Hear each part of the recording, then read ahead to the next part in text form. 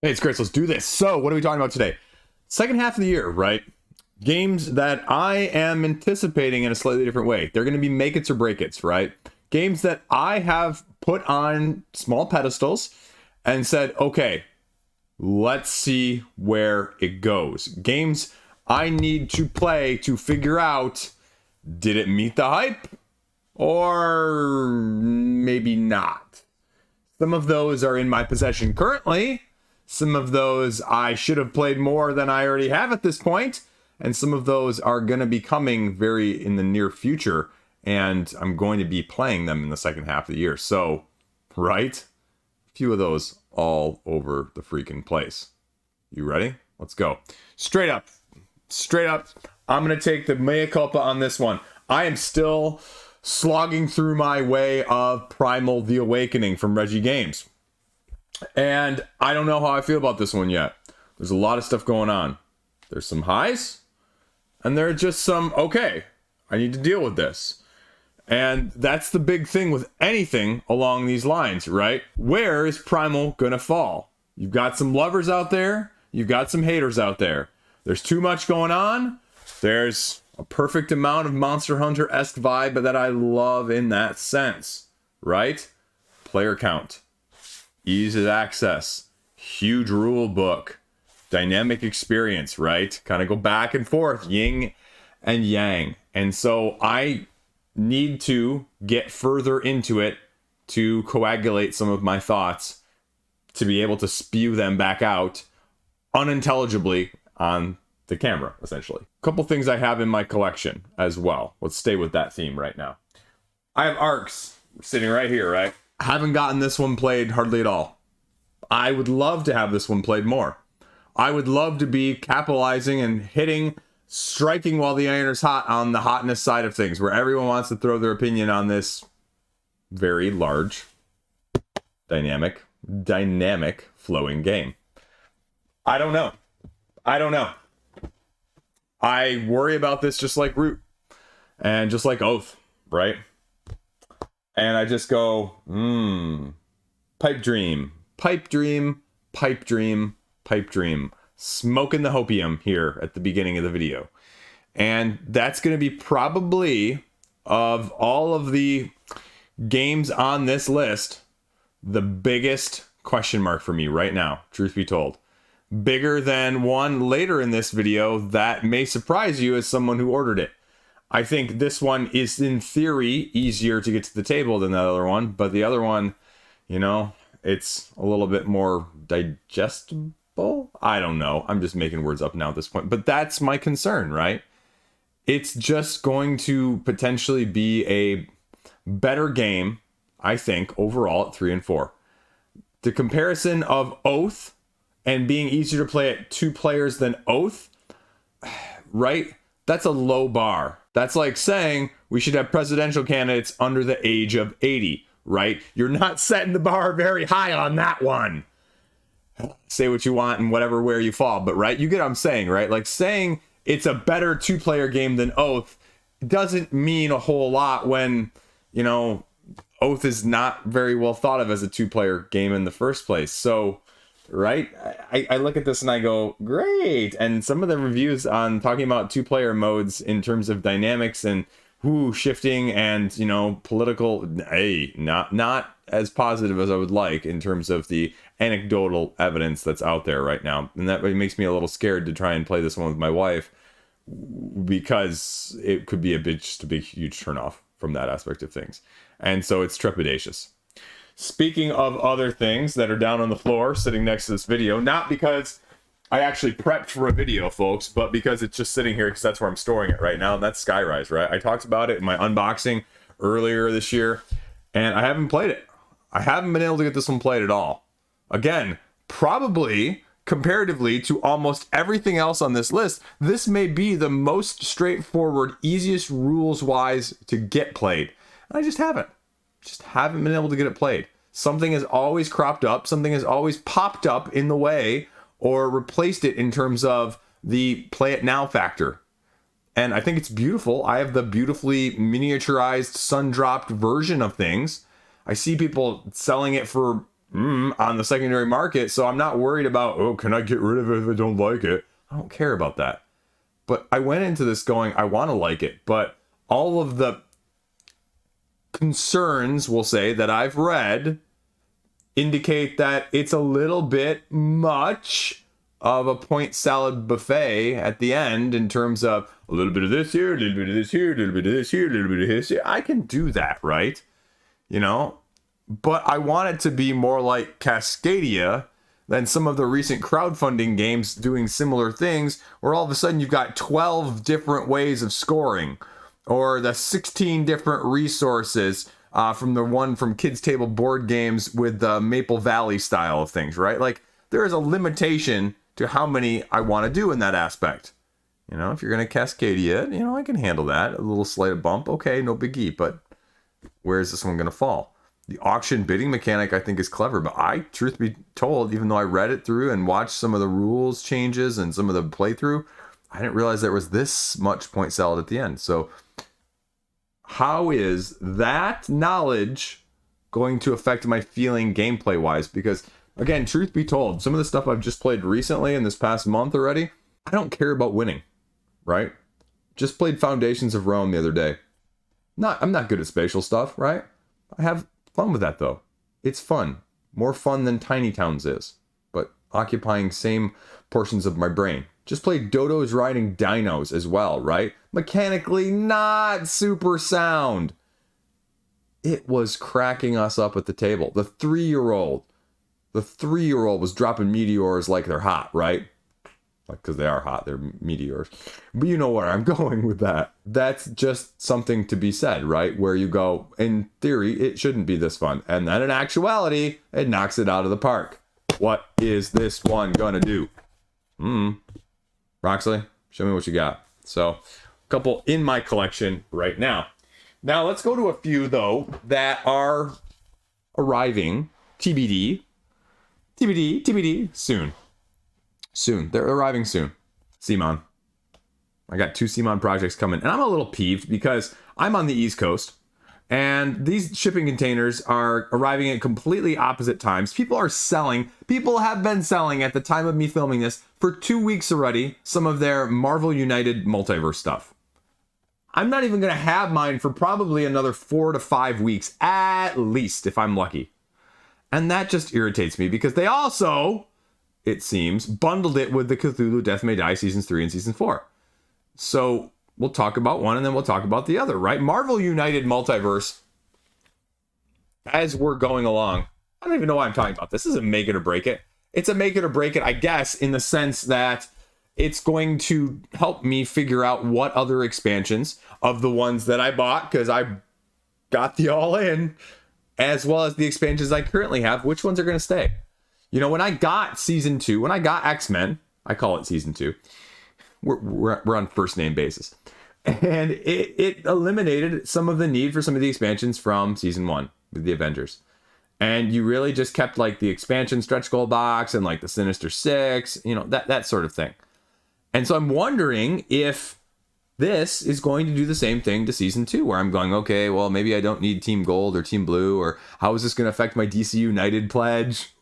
Got that going on simultaneously as well at the time of me filming this. So again, what is that going to do? And I love some of the multiverse stuff. I love some of the teams. And truth be told, I guess that's the other issue, right? Is it going to also make it or break it in the complete opposite direction? Because now that I have the team stuff, now that I have the ally stuff, now that I have the item stuff, is it going to make me want to reacquire some of that stuff I got rid of because it actually makes some of that stuff more worthwhile? Which is a scary thought to think of in the first place. But I guess that is a possibility that I wasn't even planning on speaking of or even aware of prior to me even talking about this, filming this. Which is the last thing I need, but it's the first thing I need too, potentially. So we'll see. Cthulhu Death May Die, though. Cthulhu Death May Die 2.0. I think I maybe should have sold Season 1 and 2. Because the Unspeakable box for, or the equivalent of the Unspeakable box for the new campaign is like better. It's like more stuff and it's just as much. And I don't think I'm going to have room, even though Marvel United is, you know, way too much as well. You know, when that game plays in 20 minutes, you know, I can afford to then get out a new set of heroes and a new set of villains and play through that. And, less time than it's going to take you to set up Cthulhu Death May Die. Joking, not joking. And that's going to be the concern, is that it's just one of those where it is a gluttony, an embarrassment of riches in a bad way, because it's not going to be easy to play through all of that as opposed to Marvel United. Say what you will, right? And so that's my concern, is it just going to be totally and utterly superficially redundant? Or are they going to have made enough upgrades and changes, it becomes more like the game sitting right behind this in terms of your Nemesi. I love calling it Nemesi. Nemesis is fishes, you know the difference. You actually know. Anyway, not going to get on side tangents here too much. But Lockdown, original. Lockdown, original recipe. Retaliation. I don't know which one is Coke and which one is Pepsi and which one is, Faygo. Anyway, but that's the question. Most people have one nemesis. They've chosen their chosen. And is this going to do it with Cthulhu? Again, I didn't buy it to do that, to find out. And I'm a little bit regretting now having to find out. Because what happens when you can't make a decision? When you're indecisive, you end up with both. And you end up keeping both. And you end up having them both collect dust. And then you end up having too much space occupied and not enough money because you could have gotten rid of it. One of the other ones, it's coming out in Essen, and it's Vale of Eternity's expansion, right? Because I had high expectations with Vale of Eternity, and I was a little let down, and the fun factor that I was just talking about, right? Just wasn't quite expansion fix that. It shouldn't ever be said. That's why I said it that slowly. It just shouldn't ever have to be said. Because I hate that I have to buy an expansion to fix something I don't like in the first place. So that is my big concern. I think it's the make it or break it, though. But do I want to buy to then sell if it doesn't fix it, is the real concern. Because again, I want to love it. And so I'm tempted. I'm reaching. I'm grasping. I'm going to try and maybe get someone to mule it. I don't know. Whatever, right? From Essen. So that is a big question mark. And that sort of leads me into the next game as well, too. I just bought a copy of Evenfall. And the Evenfall expansion is also coming out at Essen. So I need to figure out whether or not I'm even going to chase the dragon here in that sense, right? I need to figure out whether or not I even like Evenfall. I don't know. In theory, heavier engine builder. In theory, rulebook's slightly intimidating. But the gameplay is more intuitive. Which itch is it going to scratch as a slightly heavier medium weight engine build? Is it going to res Arconomy? Or is it going to bore Arconomy in terms of bleh, right? And again, with the expansion, more of a good thing. If you like the base game. Vale of Eternity expansion, if you like the base game. Say it along with me. It's not going to necessarily change your opinion, and that's my fear in both of these. Because if you're not in love with it, I don't think they're offering that much of a dynamic difference. That's the tricky point, though. It makes it very tough to tell nowadays. Then, I've got a type, right? Two from the same company. Guilty Gear Exceed. Is this going to be the Exceed that really, really changes things? I love the cancel mechanic when they talked about it. And I guess I love the fact that they're giving me more. But again, with this, is it going to replace some of my other Exceed in my collection as a whole? Probably not. Who am I kidding? Skip. Next one. Bullet. Bullet expansion. Make it or break it. I'm just kidding. I love Bullet. You know I'm going to own it all. It's just a matter of getting it. Then we're talking about the other one I alluded to at the beginning of the video. Andromeda's Freaking Edge. I have a deluxe pledge coming, right? Gonna be one of the heavier games in my collection as a whole. And I don't know how it's gonna work. I think the rulebook is gonna make it more of a barrier than Arcs. But I can at least teach that and play that by myself and do solo and do two-handed and try that out and kind of, be able to explain it that way in other ways. Because it's a rules slog, not a dynamic slog in terms of on the board necessarily. Like Arcs is, where it's more meta and gaming the other gamers rather than the manipulation of what you already know from a rules standpoint purely. So that is going to make it both slightly easier and slightly harder to get it played. So we'll see. Again, this is probably the one I probably should have gotten the least on the list in that sense. As someone who has barely scratched the surface of Dwellings of Elderville. I got like a 3rd edition copy, so I wasn't a Kickstarter backer. I should have probably been, but I canceled it. So that's going to be the other question for me, is just how do I feel? Where does that get put? Another make it or break it for me right now. One of these is going to look very familiar. We have actually Wingspan. Now, I just grabbed this one, but truth be told, right? About a year ago, I got Oceania, Europe, and the base game all included in a math trade. And I haven't played it. I have not played it at all. And I don't know what to make of it, right? It's one of those where everyone's like, oh yeah, me and my spouse, we just, oh yeah, this is a great game for...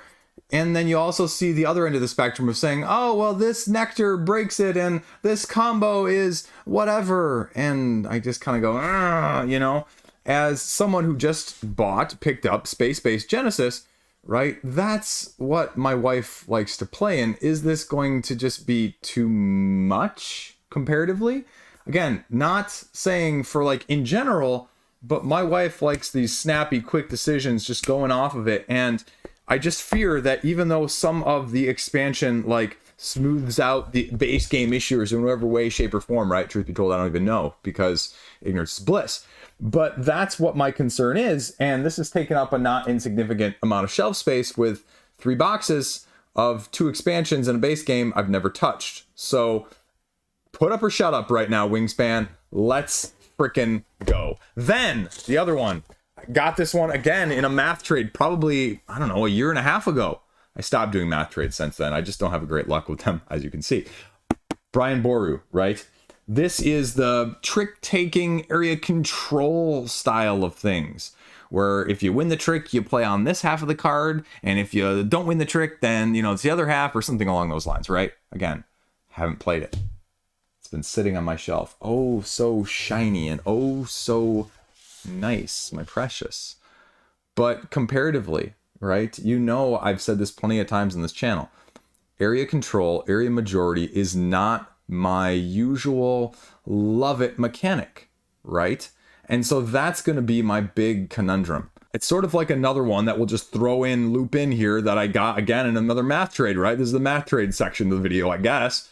Again, like I said, bad luck with math trades, right? Banish the Snakes, right? The cooperative, getting the snakes, St. Patrick in Ireland cooperative game. And you know me, I love cooperative. And it had some waves when it was made and going out in the hotness. It's sat in not even this room. It's actually sitting in a closet outside in the hallway by the kids' games. And I just have completely and utterly forgotten about it. It has been completely forgettable, not because it's not good, but it's just what gets to the table over what, right? It's not that I don't love some of these games, but it's that, you know, is Space always going to edge out Wingspan, even if my wife likes Wingspan? Is something like this, Brian Boru, always going to get edged out by Trick Takers or something like Rumble Nation? Is Banish the Snakes always going to get stomped out by Pandemic Iberia, Spirit Island, or The Loop, right? Just games that I freaking love. And with only so much time in every single day, every single week, every single month, every single year, how thin do you spread yourself, essentially, is what I'm saying in that sense. And that's the internal conundrum in our hobby, right? You know what? 100 times 1 or 1 times 100, or the 10 times 10 or the 20 times 20 or the 5 times 30, right? In terms of games played and each time you play them. So that is my issue with all 3 of these and why I stopped doing math trades as a whole, right? Another last one towards the end here, Ironwood. I've got a copy coming from Mind Clash, and it's another in the 2-player sort of mix, head-to-head asymmetric faction with more of a lane battling area control-esque vibe. So is it going to be a good enough combination of those mechanics? Is it going to replace some of my other head-to-headers, right? Before or after this, I'm talking about the best games I've played so far this year, and, you know, Summoner Wars expansions are on there. There's some good stuff out there. Is it going to be good enough for me to compete table time-wise with something like this, or something like I mentioned earlier with the Guilty Gear Exceed? Where is the table share going to get divided? And so that's the make it or break it for there. The Guilty Gear, this, Summoner Wars, right? Like, again, as I was just saying, like, plethora of riches. And so where do you go with that as a whole? So that's it. Those are my make it or break it's. Where are they going to end up? How high or how far will the mighty fall? There you go. What do you think? Let me know in the comment section down below. What do you have on your horizon in that same aspect? Stay classy. Peace out. Have a great freaking fantastic day. Do you.